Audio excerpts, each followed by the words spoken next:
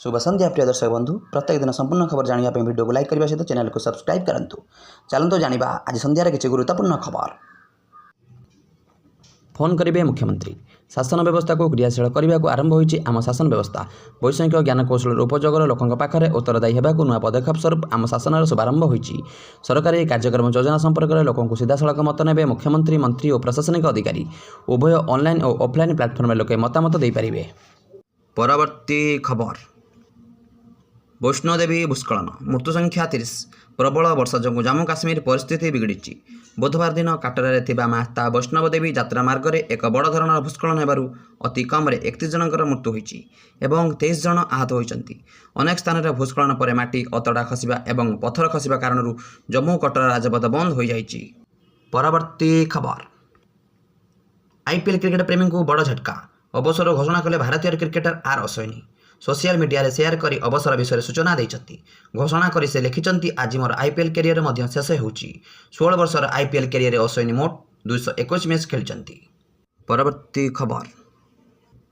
मुंड नेउछि महोदधि। पुरी समुद्र पालटिछि मरण जनता। रिप करेन्ट नेउछि जीवन।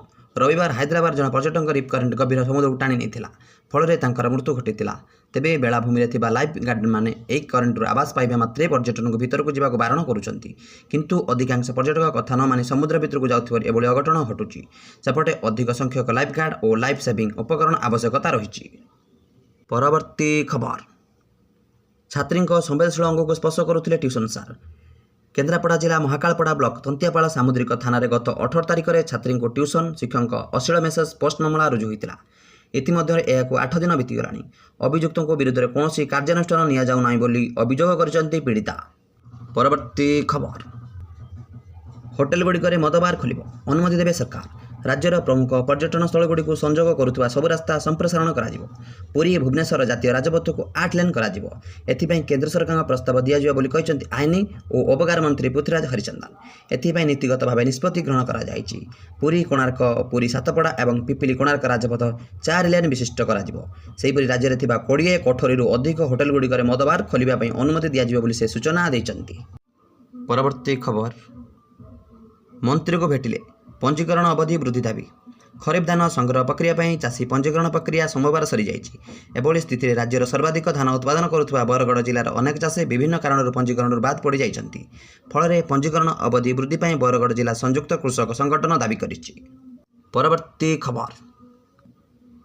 बन्या भासीगला कार गोटे परिवार 4 मृत। छत्तीसगढ़ जगदलपुर एक सड़क दुर्घटना खबर सामना को आसी। मंगलवार दिन दरबा थाना अंचल कांगर घाटी में प्रबल वर्षा जो बन्या पानी एक गाड़ी भासी जाइथिला। कार रे यात्रा करुवा 4 जनकर मृत्यु घटी। समस्त लोक गोटे परिवार थिले जो माने एक कार रे तीर्थगढ़ जाउथिले। परवर्ती खबर।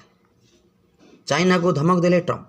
अमेरिका राष्ट्रपति डोनाल्ड ट्रंप द्वारा भारत पर 25% अतिरिक्त टारिफ आज आरंभ हो जाइछि। यही समय अमेरिका राष्ट्रपति एवं चाइना उपर 200% टारिफ लगाइबाक धमक देइछन्ति। ट्रंप कहते विश्वर 2 बृहत्तम अर्थनीति अमेरिका और चाइना मिलित भाव में उत्तम संपर्क गठन करेंगे, किंतु से चेतावनी देइछन्ति आवश्यक हेले से बेजिंग मध्य ध्वंस करें। परवर्ती खबर। चाषी की मिलुनी रिहाती सार चढ़ा दर में बिक्री करुछन्ति व्यवसायी। कृषि और कृषकर विकास पर केंद्र और राज्य सरकार अनेक योजना कार्यकारी करुछन्ति। हेले तृणमूल स्तर में चाषी दुख द्विगुणित होउछि। कृषि विभाग पक्षर चाषी को सरकारी रिहाती दर में बिहन और सार औषध स्प्रे मेसीन कृषि जंत्रपाति जगाई देबाक विपुल अर्थ व्ययबराद रही। परवर्ती खबर। भितर चली पार्टी भूसुड़ीला 4 महला बिल्डिंग 3 मृत 20 जन फसिबार आशंका। समस्ते मजामस्ती नाच गीत हसखुशी मस्कुल थे। यही समय घटला अघटन। महाराष्ट्र राजधानी मुंबई पूर्वी विरार अंचल में 4 महला बिल्डिंग भुशुड़ी। एथिरे 3 जनकर मृत्यु होइछि। 20 ରୁ 25 जन फसी रही आशंका करा जाउछि। प्रत्यक्षदर्शी सूचना अनुसार पूर्वी विरार रामबाई अपार्टमेंट भुशुड़ी पड़ी। परवर्ती खबर। थर हराइबे शत्रु। भारतर प्रतिरक्षा क्षेत्र पर गत अगस्त 26 तारिख में ऐतिहासिक दिन था। प्रथम थर पर 2टी भिन्न भिन्न शिपयार्ड निमित्त 2टी युद्ध जहाज एका संगे भारतीय नौसेना सामिल होइछि। यह भारतर सामुद्रिक शक्ति को आहरी मजबूत करने सहित मेक इन इंडिया और आत्मनिर्भर भारतर सफलता को प्रतिफलित करुच्ची। आईएनएस हिमगिरी और आईएनएस उदयगिरी यही 2टी फ्रिगेट नौसेनार शक्ति को नुआ स्तर को नहीं और भारत महासागर में भारतर स्थिति को आहरी मजबूत कर। परवर्ती खबर। सृष्टि है लघुचाप 30 जाए प्रबल वर्षा। गछ किछि दिन हेब सारा राज्य में तुहा को तुहा वर्षा जारी रही। ଓଡ଼ିଶା ଉପକୂଳ ବଙ୍ଗୋପସାଗରରେ ଲଘୁଚାପ କ୍ଷେତ୍ର ସୃଷ୍ଟି ହୋଇଥିବା ବେଳେ ବର୍ଷାର ପ୍ରଭାବ ବୃଦ୍ଧି ପାଇଛି। କୋରାପୁଟ, ଦାରିଙ୍ଗବାଡ଼ି ଏବଂ ମାଲକାନଗିରିରେ ପ୍ରବଳ ବର୍ଷା ରେକର୍ଡ କରାଯାଇଛି। ଲଘୁଚାପ ଧୀରେ ଧୀରେ ପଶ୍ଚିମ ଉତ୍ତର ପଶ୍ଚିମ ଦିଗରେ ଗତି କରିବ ବୋଲି ଭୁବନେଶ୍ୱର ଆଞ୍ଚଳିକ ପାଣିପାଗ କେନ୍ଦ୍ର ପକ୍ଷରୁ ସୂଚନା ଦିଆଯାଇଛି। ଲଘୁଚାପ ପ୍ରଭାବରେ ରାଜ୍ୟର 30 ତାରିଖ ଯାଏଁ ପ୍ରବଳ ବର୍ଷା ଲାଗି ରହିବ।